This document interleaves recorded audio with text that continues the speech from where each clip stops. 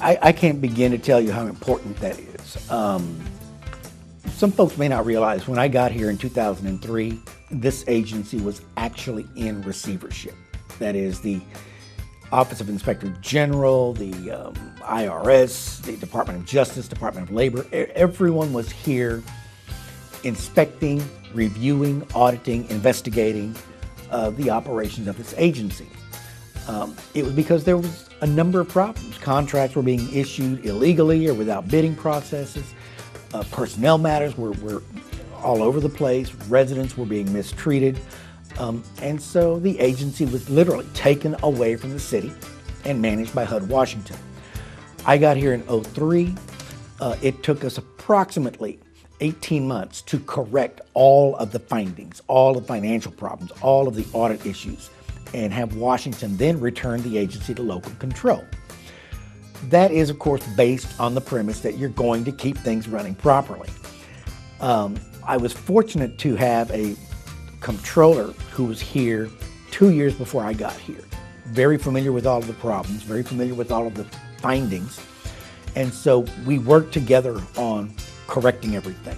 But after the first 2 years, every financial audit that took place always came back, the financial piece, as unqualified. That's a financial term that basically says you've got a perfect score. And that's very important that housing authorities understand.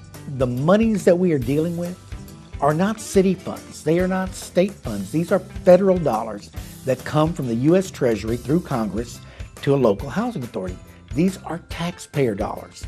And housing authorities around the country should work very hard to make sure that everything we do with these dollars are legitimate, are legal, are able to stand up to public scrutiny. When you are challenged, you can open your books, you have nothing to hide, or else we have problems.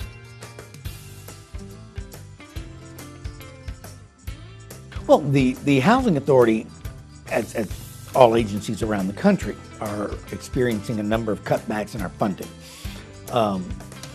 We began to look around the industry for best practices to see how we could better spend our money, how we could better save money. And many housing authorities are using what is called a paperless type of system. That doesn't exactly mean you use no paper, but there's a number of activities and documents that you use all the time that can be digitized, that can be done electronically, that can be done online. And so we were moving to that, to basically automate all of our systems.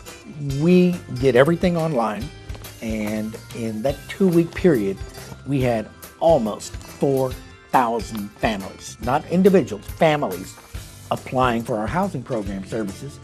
And I think the first 24 hours, there was like 12 or 1,300 applications submitted. Not a glitch, not a problem, but it just goes to show when we take advantage of technology, we can do it faster, better, cheaper, more efficiently, and make it a lot easier for our customers to access the services.